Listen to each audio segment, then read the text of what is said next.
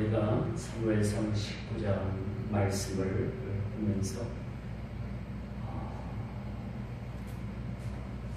쫓기는 자의 삶이라라는 그런 말씀을 제목을 가지고서 그 말씀을 증거하도록 하겠습니다. 참 사람을 살리는 일이 있고 사람을 죽이는 일이 있습니다. 여러분 말 한마디에 사람이 살 수도 있고 죽을 수도 있죠. 또 자기가 살기 위해서 온갖 구차한 변명을 다 늘어놓는 이유도 있습니다. 오늘 이모시 대통령이 이몽무 대통령이 검찰 포트라인 앞에 섰지요. 전 구차한 변명을 하는 듯 싶어서 좀 마음이 상했습니다.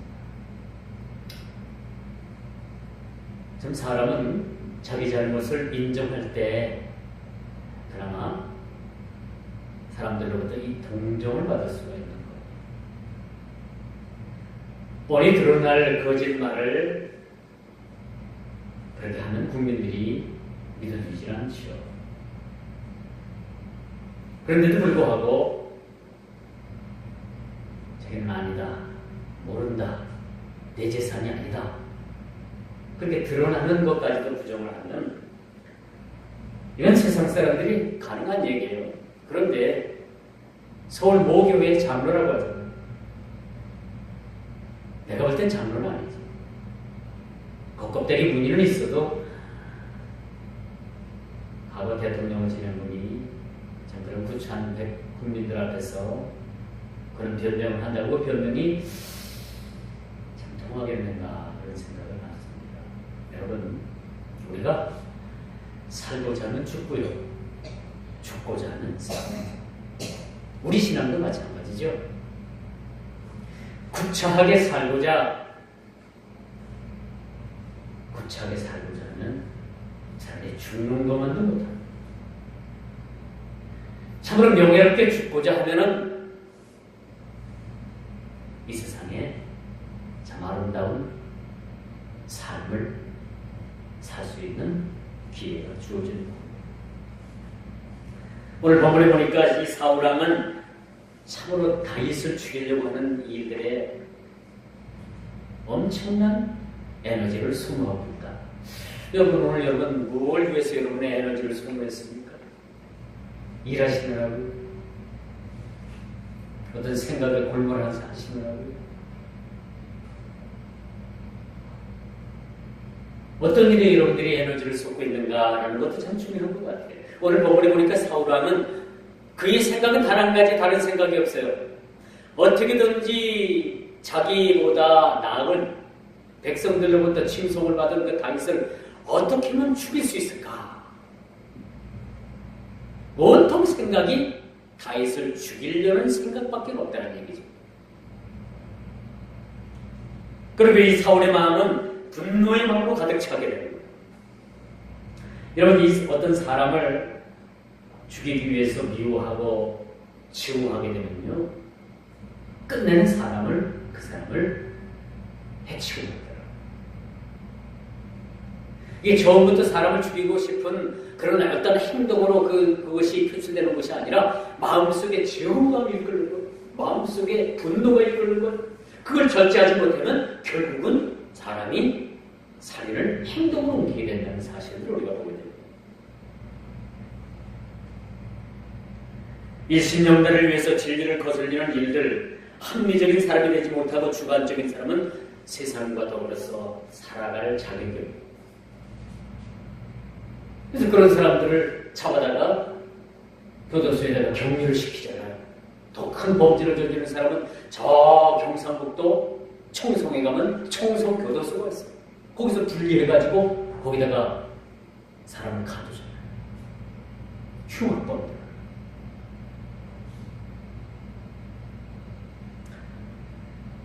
이처럼 사울의 마음에 왜 이렇게 분노가 들끓는가라는 것을 우리가 한번 생각해봐요. 그 이유가 뭡니까? 지난번에도 제가 말씀드렸듯이 사울은 천천히 다윗을 마음만 이룬다. 이러면 솔직히 차이를 인정하자는 거예요. 나보다 남이 낫다는 것을 인정하자는 겁니다. 그러면 여러분 아무런 마음에 불편한 것이 없어요. 그렇지 않겠습니까? 나보다 가진 것 많고 나보다 똑똑하고 나보다 잘난 사람 인정해야 되지 않겠습니까? 그걸 인정 못하고 자꾸 그 사람을 상대방을 끌어내리려고 하면 그때부터는 반칙이 된다게 돼요. 정당한 방법이 아니라 온전한 방법이 아니라 어떻게든지 모함을 하든지 어떻게든지 그 사람을 끌어내려서 파탄에 이르기에 하기까지 온갖 그 힘을 다 쏟잖아요.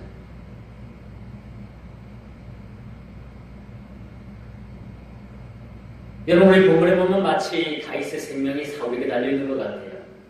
사울은 그토록 다윗을 찾아다니면서 어떻게든지 그 생명을 취하려고 하잖아요.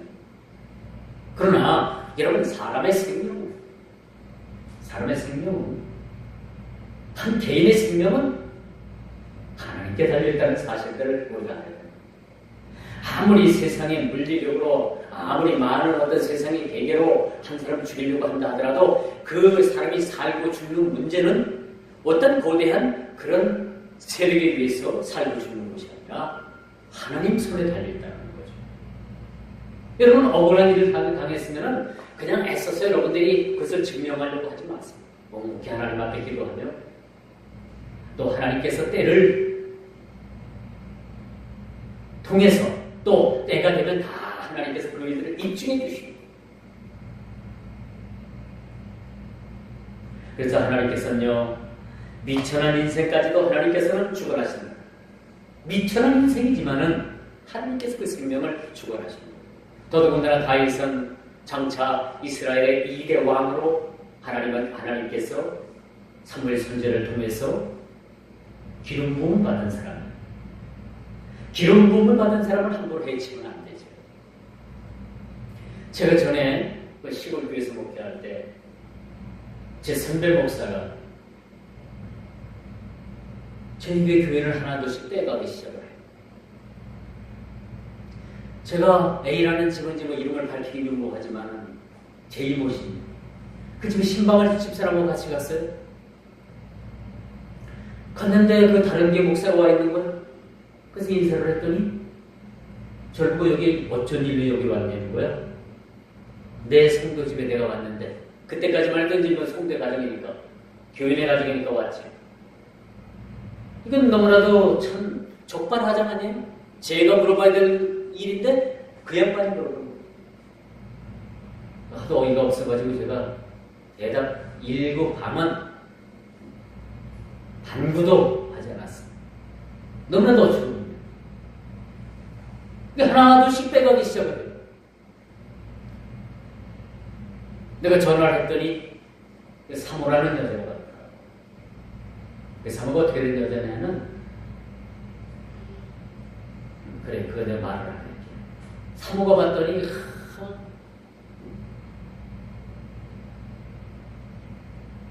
자기네 교회로 와야 된다는 거야. 그런 논의를 피는 거야.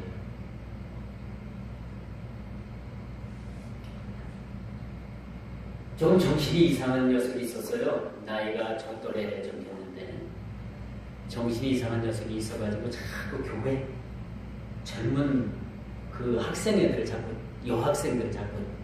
여학생들한테 찝쩍거려요.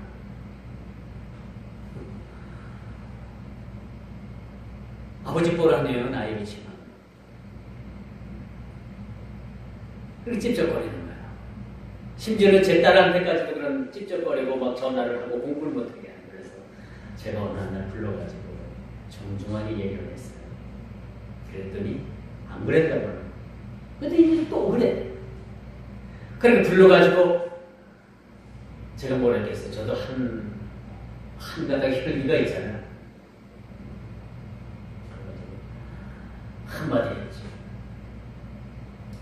그랬더니 그만에 교회에 있는 자기 짐을 다 싸가지고 야밤조도 했어요. 야밤도주 했어요. 매일 교회에 와가지고 저녁에 불을 피우고 혼자 자요.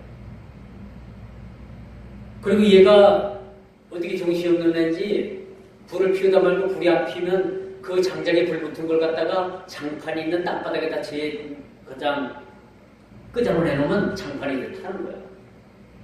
여러분 정상은 아니죠. 알아듣던 이야기를 했는데도 그게 안 되더라고요. 제가 따끔하게 얘기를 했더니 그 밤에 자기 짐을 다 싸가지고 야밤도주하고 이웃교회로 가는 거예요. 그 이웃교회가 바로 제가 말했던 교회. 그러니까 그 사모가 이제 한 교인이 왔으니까 그의 어머니도 그 교회로 와야 된다는 거예요. 그래서 웃기는 소리 하지 마세요. 내가 경고하는데 그따위로 하면은 진짜 국물도 없어. 제가 경고를 했어요. 그리고 제가 떠날 때까지 풀지를 않았어요. 그렇더라고요. 참 후배가 목회를 한다면 참 와서 참 불편한 거 없냐, 어려운 거 없냐, 애로사항도 물어보고 빈말이라도 그렇잖아요. 우리가 사람이 빈말이라도 와서 인사 나누고 또 와서 참 수고한다. 그런 말 하면 서로 용기도 없고 빈말인 거 뻔히 알지만 그렇죠? 그럼에도 불구하고 와서 하나둘씩을 빼가기 시작을 하는 거예요. 이건 양도급제이죠. 그래서는 안 되겠죠. 안 되죠. 여러분 장사는 그 상호 파는 사람들의 윤리가 있지만 여러분 시장 바닥이 그냥 막 얼굴로 선불어 그냥 질서가 없는 것 같지만 그 속에서도 상도덕이 있는 거고 질서가 있는 거예요. 교회도 마찬가지죠. 교회가 여러분 요즘 1층도 교회, 2층도 교회, 3층도 교회 하지만은 그 교회 중에서도 그렇게 교회도 질서가 있는 거예요. 그 질서를 따라서 우리가 일을 해야지. 그래서 제가 참 마음 너무 많이 상했었어요. 이게 참. 그래가지고 이제 노예 어른들한테 얘기를 했죠. 내가 언젠가 그 사람한테 가가지고 그냥 한방 날리겠다고. 같아요. 부타를 떠나가지고 제가 한방 그냥 때려주겠습니다 했더니 그러지 말라 그러더라고요. 기름 부은 사람은 함부로 때려서는 안 된다. 서로 주위에 종일지라도 그렇게 얘기를 해서 제가 참 참았습니다. 참 참는데도 인내를 요구하더라고요. 인내를. 오늘 본문에 보니까 아비 되는 왕은 다윗을 죽일 기회만 엿보고 있습니다. 이 사울의 마음은 사울의 머리는 온통 다윗을 죽이려고 하는 그런 마음 한 가지밖에 없는 거예요. 어떻게 하면 저 사람을 죽일까? 어떻게 하면 저 죄를 멸망시킬 수 있을까? 어떻게 하면 죄를 매장시킬 수 있을까? 그 머릿속엔 오로지 하나의 생각밖에 없습니다.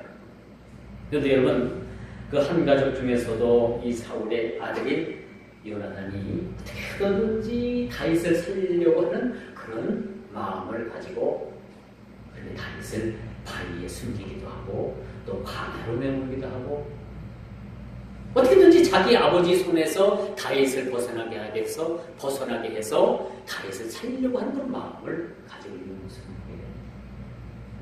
아버지 사울하면 다윗을 무조건 이유 여호와를 막론하고 죽이려고 하는 마음을 가졌고 그 아들 요나단은 어떻게든지 자기 친구인 자기 분신과도 같은 자기 친구인 요나단을 다윗을 어떻게든지 살리려고 하는 마음을 가지고 있었다는 것을 우리가 보고 있습니다. 그 죽음의 골짜기에서 구원하기를 힘쓰는 것은 그나마 참 이 요나단의 마음이 너무나도 참 아름답고 아버지의 허물을 덮을 수 있는 그런 마음이었다는 것을 우리가 보게 되는 거죠. 여러분 사람이 한번 미워하기 시작하면요 원수가 되는 것은 시간이죠. 그래서 여러분 미워하지 마세요. 오늘 여러분 미워하는 마음을 가졌다 하더라도 잠자기 전에 하나님 앞에 주여 하고 다 미워하는 마음을 자꾸 가지니까 그 미워하는 마음을 자꾸 마음이 이렇게 쌓여가지고 그 마음을 누가 탁 깨고 찾느냐 하면요 사탄이 그 마음을 탁 깨고 찾더라는 거예요. 그리고 천천히 원수를 만들어 놓더라는 얘기입니다. 그러므로 여러분 그리스도의 그들이 미워하는 마음을 가져서는 안 될 것이 이미 주님께서는 형제를 사랑하는 자마다 형제를 미워하는 자마다 이미 죽인 것이다 라고 판단합니다. 주님은 사랑이라고 했는데 여러분 예수님께서 율법을 새로 해석한 것을 여러분 잘 들어보세요. 주님은 더합니다. 더 우리에게 인내를 요구하고 우리에게 더 율법보다도 더 아주 강한 그런 삶의 그런 모습을 우리가 살아가라는 명령을 내리고 계시는 거죠. 여자를 보고 이미 음욕을 품은 자는 이미 가늠한 자라고 말씀합니다. 요즘 세간의 그 미투로 인해 가지고 세간의 남자들이 많이 그냥 나가 떨어지잖아요. 대한민국 남자치고 제대로 발 뻗고 잘 남자들이 몇 명이나 될까? 여러분 시간만 바뀌고 날짜만 바뀌면 여러분 그냥 매스컴에 터지는 것들이 뭐 하나 둘입니까? 그렇잖아요. 더더군다나 왜 여러분 민주당에서 그렇게 많은 사람들이 남자들이 걸려 넘어지는지 모르겠어요. 지금 한나라당인가요? 한국당에서는 막 좋아라고 죽겠죠. 이제 5월 지방선거도 있는데 이 여파들을 몰고 가면은 한국당이 좀 많은 유리한 고지에 올 수도 있을 것 같아요. 우리 주님께서 이 모든 것이 다 죄라고 말씀합니다.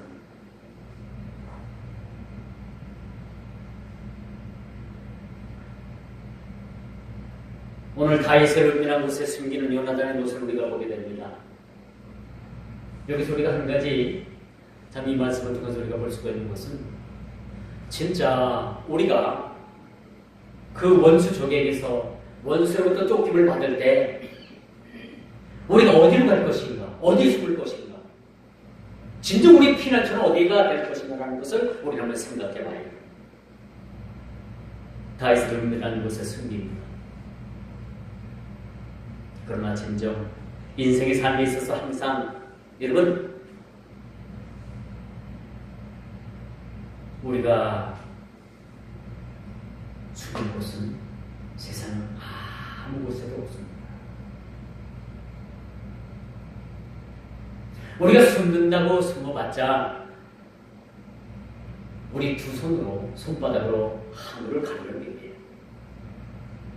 그러나 다윗을 은밀한 곳에 숨겼던 그 요나단의 모습처럼 우리가 진정 이 땅에서 숨을 수 있는 것은 주님의 날개 밑밖에 없다. 주님의 품밖에 없다. 여러분 진정 우리가 세상은 우리의 도피처가 될 수가 없어요.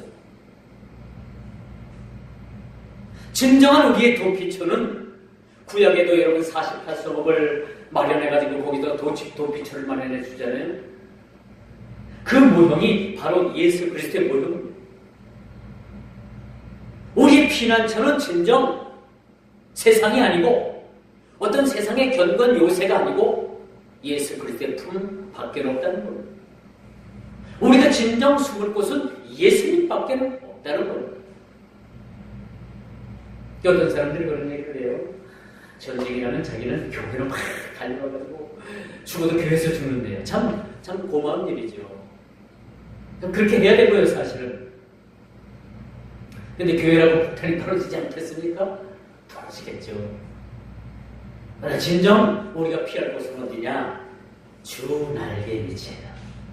주 날개 안에 품어주시는 그 품 안에 우리가 사실은 거기밖에 숨을 곳이 없다는 겁니다. 우리는 저마다 푸른 꿈을 꾸고 좋은 날을 기다리며 참고 사는 인생들입니다. 다윗의 고난이 어디서부터 시작이 됐는가라는 것을 제가 초대도 말씀을 드렸습니다. 다윗은 참으로 사울로 인해서 왕이 되기까지 연단 수많은 연단을 겪었습니다. 여러분들에게 찾아오는 불같은 시험 이상히 생각하면 안 되는 거죠. 제가 자주 말씀을 드립니다만 여러분들을 인생이 막장까지 여러분 몰아붙이는 거 다 하나님의 뜻이는 거죠. 다윗이 뭘 잘못했길래 적진에 나가서 싸우면 백전백승을 하는 다윗인데 사울과 다윗이 원수가 될 것이 무엇이겠습니까?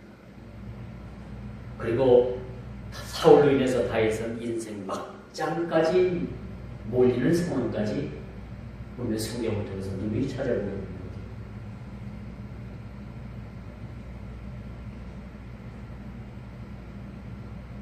그러므로 여러분, 다윗을 하나님께서 그토록 사울을 통해서 연단을 주신 것은 하나님께서 다윗을 참으로 그 땅에 왕으로서 다윗과 같은 그러한 사람이 없었다라는 인정함을 하나님께서 하시기 위해서 다윗을 그런 수많은 연단 가운데 그를 죽을 고비를 수없이 넘기게 하시고 하나님께서 왕으로 세웠는데 그 왕을 성군이었다라고 하나님 스스로가 인정을 하셨다는 사실입니다. 여러분, 세상은요 무엇이든지 공짜가 되는 일은 없습니다. 여러분, 공짜는 없습니다. 모든 것이 누가 그 일을 책임을 지든 지불을 하든 다 그 일을 책임을 지게 되는 거죠. 세상에 공짜인 일이 없어요. 여러분, 우리가 그리스도인이 되고 신앙인이 되었다는 것은 절대 여러분들이 공짜가 아닙니다. 물론 구원은 여러분들이 공짜를 받았죠. 그러나 나머지 모든 것들은 여러분이 공짜가 아니에요. 여러분 스스로가 여러분의 직분 또한 여러분의 삶, 여러분의 모든 값을 여러분 스스로 감당해야 됩니다. 여러분 스스로. 구원되는 것은 여러분들이 모두가 우리가 다 해야 될 의무입니다. 의무. 거룩한 성도의 삶, 우리 의무죠. 교회 생활, 의무입니다. 헌금 생활, 의무예요. 의무.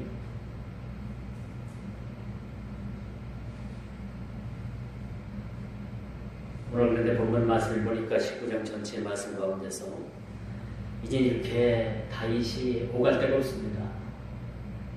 사울이 아들인 다윗, 요나단이 숨겨주는 것도 한계가 있습니다. 사울에게는 유능한 그런 군사가 있었어요. 군사들을 풀어놓으면 뭐 다윗이 어디가 숨든지 간에 뭐 하루아침에 잡히는 것은, 들통나는 것은 시간 문제 아닙니까? 다윗은 이제 어디를 향하냐면 라마에 있는 선지자의 고향으로 발길을 옮기게 됩니다. 그것은 일찍이 사무엘 선지자가 거하던 곳이에요. 사울이 자꾸 불법을 행하니까 이젠 사울의 얼굴을 더 이상 보지 않기 위해서 자기 고향인 라마로 내려갔습니다. 다윗이 행했던 그 다윗이 이제 마지막 법으로 생각했던 그 피난처가 숨을 곳이 바로 라마에 있는 사무엘의 집이었다는 거죠. 그리고 그곳에서 선지자 사무엘을 만나게 됩니다. 마치 하나님의 품과 같은, 쫓기는 자의 마지막 보루와 같은 그런 것으로 다윗은 발걸음을 옮기게 되는 거죠. 그리고 사울의 추적으로부터 보호를 받게 된다는 사실을 보고, 선지자가 있는 그러한 고향, 그것을 향해서 다윗은 발걸음을 해내게 된다는 사실입니다. 그런데 여러분 본문을 보니까 사울이 다윗을 잡아 죽이려고 선지자의 고향인 라마까지 쫓아오게 됩니다.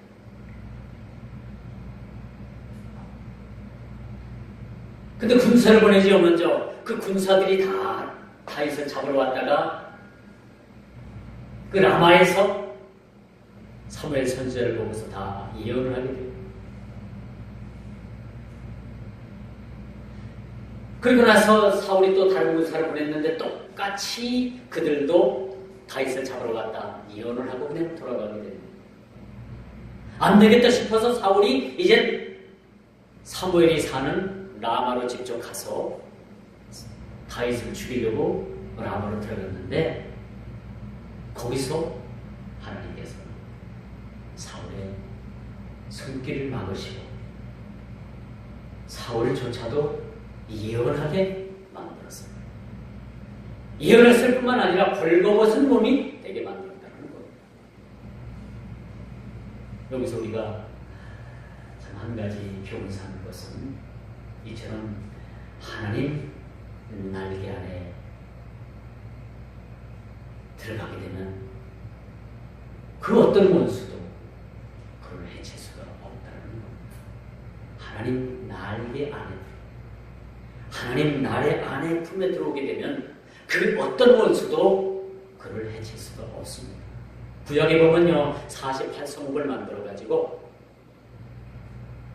그렇게 실수를 하고 은연중에 그렇게 사고를 친 사람을 보호하기 위해서 성읍을 만들고 거기에 도피성을 만들었습니다. 이 예수 그리스도의 표상입니다. 누구든지 십자가 밑에 나오는 자마다 우리 주님께서는 보호하시고 그 거룩한 피로 감싸주신다. 오로지 이 땅에는 예수 그리스도의 품만이 우리 성도들의 유일한 피난처가 된다는 것을 오늘 본문은 우리에게 그렇게 가르쳐주고 있다는 사실을 우리가 깨달아 알게 되는 것이죠. 사랑하는 성도 여러분, 우리 진정한 피난처는 우리를 지켜줄 수 있는 것은 저 청와대 백도 아니고 많은 물질도 아니고 과신하는 우리의 건강도 사실은 아닙니다. 여러분 수백억 수천억을 갖고 전국 제주도를 비롯해갖고 수많은 땅을 가지고 있고 차명으로 그런 회사를 하나 굴리고 1년 매출이 4천억이 넘는데 다 쓰라는 회사가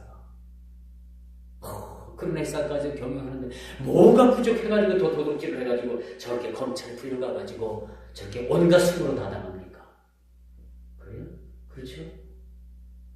차라리 가진 것 없고 하루 벌어 하루 먹는 인생이라도 그게 훨씬 더 아름답고 가치가 있는 인생이라는 사실을 우리가 깨달아 알게 되는 겁니다.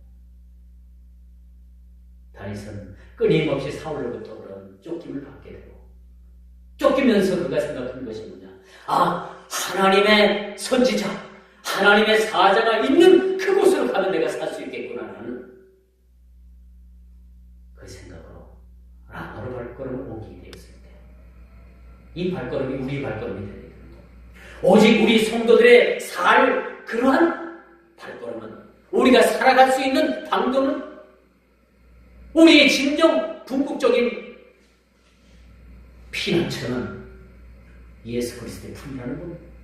십자가 그를 믿으라는 사실을 우리가 알게 됩니다. 세상의 권력을 가진 사람이 아니라 많은 부를 형성하진 그런 재력가가 아니라 우리가 저와 여러분들이 보호받아야 될 곳은 예수 그리스도의 품이라는 사실이죠. 십자가 아래 나가야 된다는 사실들을 우리가 깨달아 알 수가 있는 것입니다. 오늘 본 말씀을 우리가 깊이 생각하면서 우리 피난처 되시는 우리 주님 앞에 오늘 겸손히 무릎 꿇고 하나님 앞에 온전히 나갈 수 있는 우리 모두가 다 되기를 주님의 이름으로 축원하면서 말씀을 맺도록 하겠습니다.